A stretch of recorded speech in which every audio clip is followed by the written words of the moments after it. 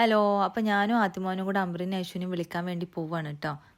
ഇത് നമ്മുടെ വീടിൻ്റെ ഫ്രണ്ടിൽ നിന്നുള്ള വ്യൂ ആണ് കേട്ടോ. നല്ല പാടാണ്. ഇപ്പോൾ ഓരോ വീടുകളൊക്കെ ആയിട്ട് വന്നു, പക്ഷെ മൊത്തത്തിൽ ഇങ്ങനെ വയലായിട്ട് കിടക്കുകയായിരുന്നു.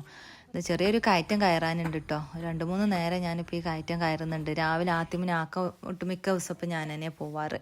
പിന്നെ ഉച്ചക്ക് ആത്തിമിനിപ്പോൾ എക്സാം ആയ കാരണം നേരത്തെ വിടും, അപ്പോൾ അവനെ വിളിക്കാൻ പോകണം. വൈകുന്നേരം പിന്നെ ഇവരെയും വിളിക്കാൻ പോകണം.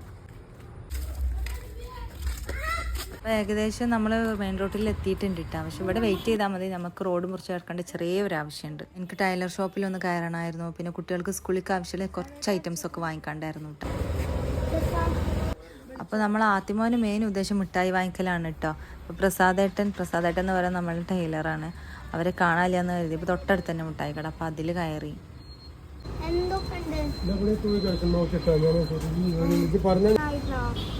ആകെ 20 എടുത്തോളൂ.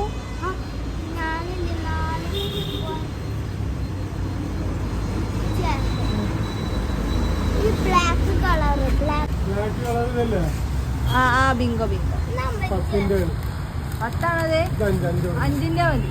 അമ്രി ആവശ്യം വരുന്നതിന് മുന്നേ സാധനങ്ങളൊക്കെ വാങ്ങിച്ച് ടൈലർ ഷോപ്പിലൊക്കെ കയറി അപ്പുറത്ത് ക്രോസ് ചെയ്ത് നിൽക്കണം എന്ന് കരുതിയതാട്ടോ. പക്ഷെ അപ്പോഴത്തേനും അവരെത്തി. അവരേറ്റ് 3 പേരുണ്ടാവില്ല, അവർ 3 പേരും കൂടി ആകുമ്പോൾ ക്രോസ് ചെയ്യാൻ നല്ല പാടാണ്. അപ്പോൾ അവരെത്തി. അപ്പോൾ പിന്നെ അവരേറ്റിൻ്റെ ബാക്കിയുള്ള പരിപാടികൾ ചെയ്തത് കേട്ടോ.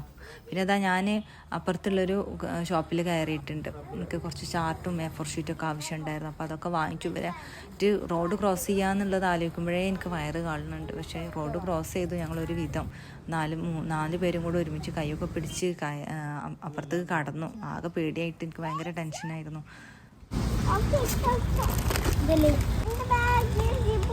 ഇവരെ 3 പേരെയും കൂടെ മാനേജ് ചെയ്യാന്നുള്ളത് നല്ല പാടാണ് കേട്ടോ. അവർ ഓടിക്കൊണ്ടിരിക്കുകയാണ്. ഞാനൊരു തലക്കലും അവരൊരു തലക്കലുമാണ്. നമ്മൾ ഈ പരിസരത്തൊക്കെ നായയുടെ ശല്യം ഭയങ്കരമായ കാരണം ഞങ്ങളങ്ങനെ പുറത്ത് വിടാറില്ല.